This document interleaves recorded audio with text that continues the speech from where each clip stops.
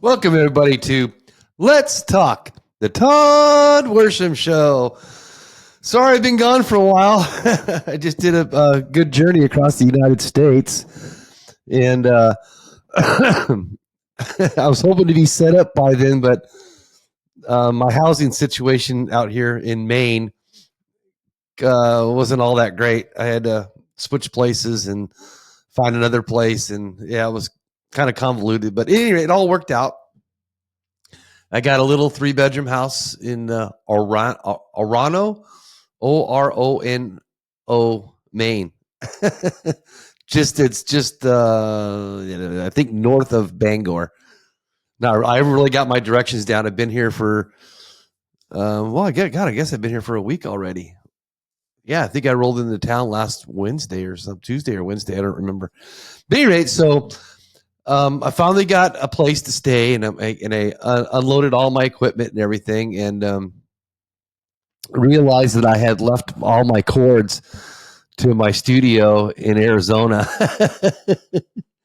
And don't ever get overnight from Arizona to Maine, because it's impossible. It's not overnight. It actually took, I think, 3 or 4 days for me to get everything. So that was almost a week right there too. So anyway, I apologize. Yeah, it was a great drive. I towed my car, packed up everything, and took me about 3.5 days. I believe it was about 2,914 miles, give or take. It was a roughly 41-hour drive. I did it in. I had to get 3 hotels. So I traveled across, looks like Arizona, New Mexico, Texas, Oklahoma, I think Missouri, Indiana, Ohio, Pennsylvania, New York, Massachusetts, and Maine. 11 states, and I'm sure I've probably forgotten one of them because I went through so many states at one point. I might even went through Vermont or somewhere. I don't know. Yeah, I think I must have. So it might even be 12 or 13 states I just traveled across. Anyway, so the road, I will never complain about Arizona roads ever again. I always thought that Arizona had the crappiest roads until, oh my God, until I got east of, probably around east of Texas. Even Texas wasn't that bad. But here in Maine, I don't know if it's because of the snow or what, but all the roads, they're kind of like shaped. It's pretty bizarre. You'll be driving down the street, and one side of the street's kind of like this, and then the other one's kind of like that. So you're kind of like driving, holding the wheel to one side. And I'm thinking, God, man, if it's all iced out and everything, isn't like your vehicle just like going to slide off the road? I don't know. But it's been a long time since I've driven in snow. It's been probably, holy crap, probably like 30 years, I think, since I've actually driven. Well, that's not true. 2008 or 2009 in Albuquerque, it gets pretty cold there, and it snowed. Something that actually hadn't done in a long time, actually. But yeah, it snowed while we were there. But it wasn't really the snow that bothers me. It's that nasty ass stuff called black ice. That's the stuff I worry about, because I can remember, excuse me, in Albuquerque, where I worked at was up on top of this hill, and I was coming back down the hill, and I kept my speed really low because I knew it was a long hill, and there's, of course, a traffic light right down at the bottom of it. So I'm going really slow, and the light was red, and I'm like, oh shit. And I go to like kind of tap my brakes or whatever, and no, the truck's not stopping. It's just not. And next thing I know, I'm like going out in the middle of the intersection. I just said, screw it. I hit the throttle. It just took off through the intersection. I just got lucky. As always, I have angels watching me, over me, and I made it through that. So that was, I believe, my last actual experience with snow. I don't think I even been up to the mountains. Maybe in Sedona. I went up to Sedona a while back, and it was snowing up there. And but it wasn't like black ice, or it was most of you people back here, or most people back east or up north, would probably just laugh if I said it was snow. There was really nothing there. So, anyway, so that was that. I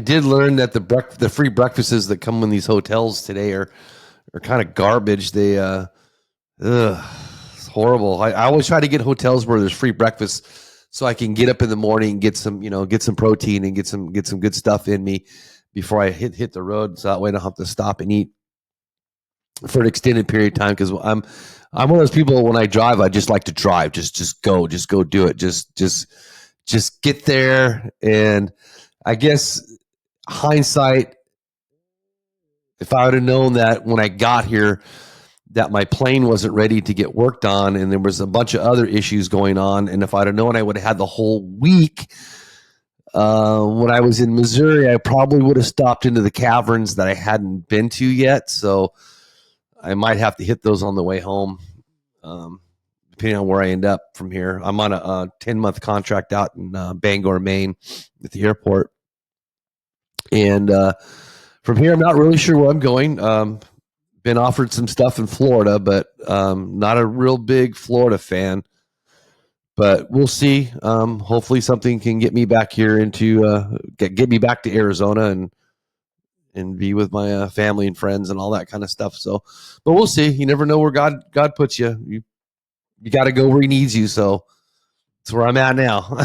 But everybody out here is extremely nice. It's like almost kind of like a weird nice. Like, what was that movie called, Pleasantville, where everything was just like so nice you just can't. It's like you just want to yell at somebody because everybody's so nice. And yeah, speed limits are the other thing I can't handle here. Arizona, most of the speed limits are 45 and up. There's a few 25 and a few 35, maybe like downtown, was it Tulsa in Phoenix? And there might be some other places that I can't think of off the top of my head, but there's probably some other places too. But for the most part, speed limits are 45. Well, out here they're 25 and 35. And I just know I'm going to get a ticket. That and the other weird things too is there's only 30,000. There's 31 or I don't know, maybe 34. Let's just say 30,000. There's like 30,000 people here. And I've never seen so many police and highway patrol and what do you call it? Law enforcement around me. Phoenix is like 5 million. And you can go days without seeing a cop. You can travel. Hell, on my way out here to Maine, I think the whole time out here, I saw maybe 5 highway patrols all the way. That's across 12, 13 states, whatever I did. 3.5 days, 3,000 miles. Didn't really see that many actually until I got to Maine. Maine, yeah, they're sitting all over the place. So it was pretty bizarre. I wasn't used to that, especially for how low the population is here.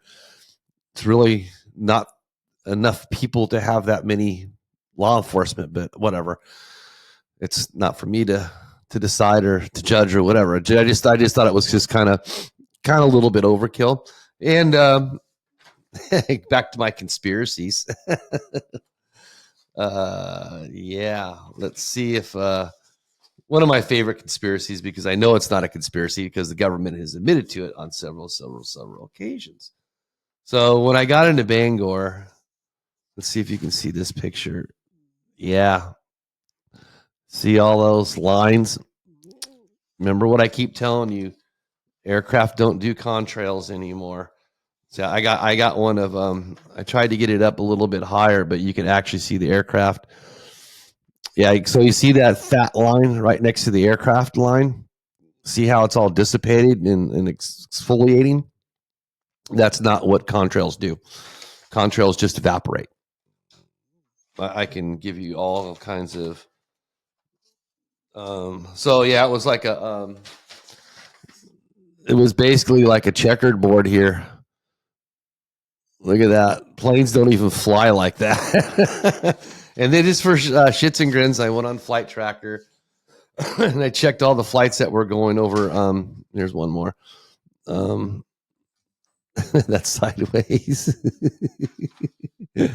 But as you can see, it's yeah, it's pretty active here. Actually, they've been spraying, and just like back in Arizona, when they spray, it usually rains 1 to 2 days later, and then same thing when they spray, it gets overcast. I didn't.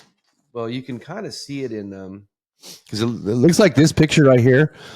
It looks like they had been spraying for a while. So I don't know if you can see in between all the lines, and that's the sun there in the middle there. If you can see in between all the lines, you see how it's all getting hazy. Well, that's from the earlier lines. That's what happens. It expands, it dissipates and expands over the sky, and then actually blocks out light. And that's really unhealthy for our planet. It's extremely unhealthy. So I don't know. I'm not being a conspiracy theorist. I'm just showing you what I see. But I was really, I don't even know what the word I want to use. I was really like couldn't believe that I was seeing that all the way up here at the very top eastern part of the country. I don't even know why they are doing that. God, yeah, that picture. Geez, the more I look at it, the worse it gets. I mean, there are so many lines. There's like 1, 2, 3, 4, 5, 6, 7, 8, 9, 10, 11, 12, 14. Just in this one picture, that last picture I showed you, just that one picture, there's close to 16, maybe 18 lines. And you can't tell me that there's that much traffic going where. I mean, we're in the northeast corner of the country. I know they're not flying from Newfoundland or from Canada to New York or whatever, because they're going all different types of directions. And there's nothing out on the east side because it's all ocean. So I don't know. I hate to be a conspiracy theorist, but that one really bothers me because I know because I've watched too much stuff on C-SPAN, and there's too much information to back up what I'm claiming. So it's real. I can name all kinds of videos and do all kinds of stuff. You can go on YouTube and see all kinds of. But again, the best place to go is geoengineeringwatch.org. Don't take my word for it. Go see what the scientists are saying. Go see what science says, and you're going to find out that it's it's been going on for a long time. Anyway, so that's enough of that. So yeah, it's kind of like going to like a different country or something coming here. It's you get so used to the wide openness of the West, especially where I'm from, Phoenix, Southwest area, where you get out in the open and you can see for hundreds of miles, and there's mountains everywhere. And believe it or not, there are trees, but our trees aren't like back here. Back here, they're like 100, 150, 200 foot trees, and they're I don't know what kind of trees they are. Maple, pine. I have no idea. I don't know anything about trees. But yeah, it's real foresty here, which kind of gives me claustrophobia because I'm so used to seeing everything, so far away and so far out. And in this environment, you can't do that. So you're like always on this road, like for me, it's like being in a cornfield maze or something like that, where you're just navigating your way through the cornfields, through whatever. But anyway, but it's really nice here. It's cold. I got lucky. I actually got to wear shorts like the first week I was here. And I actually wore shorts Thursday because it jumped up to 70 degrees, and it's going to be in the 60s this week. So, and then back down to the 50s. So I can handle that. That's not too bad. Now, when it gets down to below zero, like people are telling me about, I'll have to deal with that. I'm just going to go from the house to the car to work to my office, and that's all I got to do. I don't really need to do anything else other than that. So, also, in case you haven't noticed, I haven't got anything up in the background yet. This is just a winter rental that I'm in right now, and I really didn't want to put holes in the walls or do anything like that. So I'll try to find go to Walmart and get some of that sticky stuff and see if I can put something up, some backdrop up there. Who knows? It's kind of boring in the white thing, and there's nothing going on in the background. But ooh, sorry. That's the other thing too. Time change. It's getting a little better now, but last week I was just completely dragging like a snail. I don't know. It was something about it. I just couldn't get up before like 9 or 10 in the morning, and I couldn't go to bed till real late, which actually doesn't make any sense because Arizona's actually behind. So you would think it would be kind of the opposite. You think I'd be waking up at like 3 in the morning and going to bed at like 6, but it didn't work that way for me. It was just the opposite, actually. I was staying up really late and getting up really late, and I have no idea why, and I can't be jet lagged because I wasn't in a jet, unless you want to call my F-150 a rocket, but it did really well on the way out here, so everything did good. Oh, that's the other thing too. Yeah, my battery went dead in my car. Oh yeah, you got to check this story out. So I get to the place where I'm going to move in at, that I thought I was going to move in at. I get there, go, oh no, I take that back. It was, oh crap, what day was it? I'm not telling the story right. I think it was on the second day of the trip. So I had my car on a tow dolly, and if nobody's ever towed with a tow dolly, you can't back it up. You can't back up the car on a tow dolly. And the reason being is because the tow dolly itself moves at the hitch, and then the wheels in your car move at your car.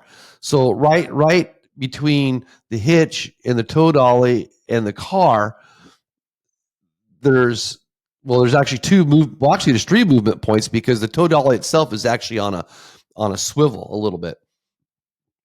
It actually, there's the plate that the tires go on. It actually moves back and forth. So you have 3 points of turning within like a 5-foot distance or less. So when you try to back it up, the car on the tow dolly turns the platform on the tow dolly, which in turn turns the steering wheel on the car. Trust me, it's a mess. But anyway, I got myself stuck in a gas station parking lot. I pulled in too far and I couldn't get the truck back out, and I had to back it up. But anyway, so when I did that, the front wheels on the car turned onto the tow dolly. So I thought, okay, no big deal. I'll just open the car up, turn the car on, and straighten out the wheels and tighten down the tow dolly some. Couldn't get into the car. Battery was dead, and it's a hybrid. And I don't have a key for the car. There's no key. It's just an electric fob that is supposed to have a special metal key inside the fob. But because when I bought the car, I don't know, a year or 2 ago, whatever, but Ford only backs up the keys for 10 years, and the car is 11, almost going on 12. So Ford doesn't even make those keys anymore, that emergency key that goes into the fob. And when I bought the car, it had the wrong fob with it, didn't have the master fob. So I had to pay like $200 or $300 to get the master fob. And then when I got it, it didn't have the key in it. And I really didn't think nothing of it until I got here.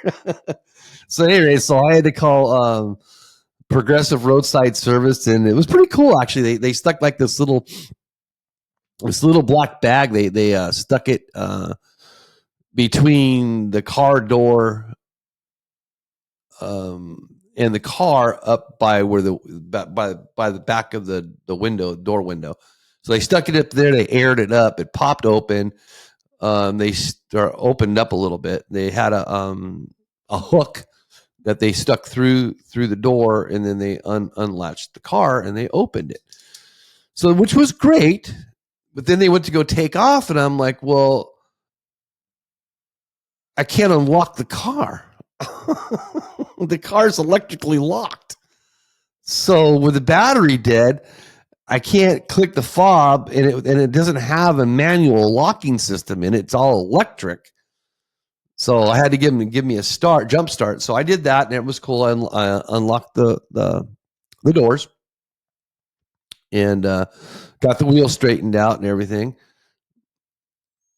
And then the next day, battery was still dead, so I had to go get another battery. So, but anyway, that was just one of the little things I had to overcome. Oh yeah, and then the place I got. So I went online in Arizona before I came, and I found a cute little 2-bedroom apartment.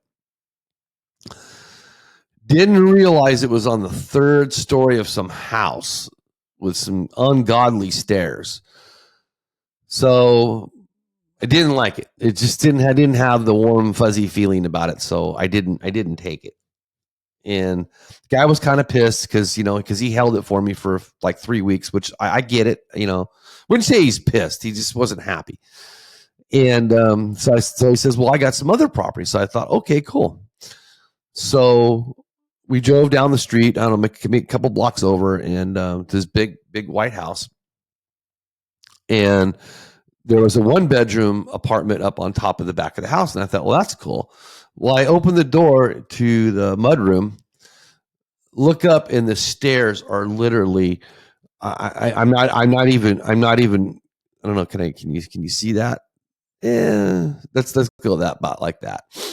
I mean, they were straight up and down. I couldn't even get my stuff up there. It was so straight up and down. My legs were killing me. I was just like, no, this isn't going to happen. So later on that night, she came by to sign the lease, and I'm like, no, not going to do it. And she's like, what do you mean? I said, I will just pay you cash for the night for the room. I said, but I got to find something else. And didn't know what I was going to do. I had no idea what was going to happen, where I was going to be. So I got everything loaded back up in the truck, drove to some parking lot, just sat there, got on the phone, and I hooked up with this local realty place. And the first or second house I actually looked at, I just fell in love with. Everything just felt really good. Not only that, but I was out of Bangor, and I was more like in a rural area. So I got like a little isolated house just out in the middle of the woods, and it's just beautiful. It's really quiet. Yeah, it's really nice. I feel at home here. And it was cheaper. It was actually $125 a month cheaper. Well, it's actually probably about the same, because the other places I looked at, they included all utilities, where this one includes heating, which is like the most expensive, and water and trash, and then I have to do the electric. So, and the other thing too was there's no deposit on the electric, what I thought was really weird, because I've never had that happen to me before. I've always had to put down a deposit, either electricity, gas, or whatever. I've always had to put a deposit down, but not this time. So yeah, so it's been really good. Everybody here, I think I already said this, but everybody here is like really friendly, like weird friendly, but it's cool. And haven't really gotten around yet to the beach or any of that kind of stuff. So I do plan on doing some history trips. I'm not that far from Philadelphia and Boston and all those areas. So I plan on taking some weekend trips and going down and doing some history, and then coming back and doing some reporting for you guys, or doing some podcasting on it. Shouldn't say reporting, because I'm not a reporter, and I'm not a journalist. I'm just somebody sitting in this room talking to you guys. But anyway, so yeah, and I'll get back on cue next week. We'll do some better stories and some more stuff, and instead of just talking about my trip. But I just thought it was really cool. So everything went really well. I'm blessed. I always have angels watching over me. I just do, especially like when it came to the house. It was so funny, because in this house that I'm in, the lady, she calls me up and she goes, "You must have angels." And I'm like, "Why?" And she goes, because I have never been able to process a house in one day because I begged her to get me in it that same day because I really didn't want to pay. Because hotels out here are, I mean, I thought they were expensive in Arizona. They're $200 a night here for just a Holiday Inn Express. They're just, I mean, I'm sure you can find some, garbage place for a lot cheaper than that, but yeah, I mean, back home they're not even they're not even like that. They're like 120, maybe 99 somewhere around there, but $200 a night was just insane. It was really bad.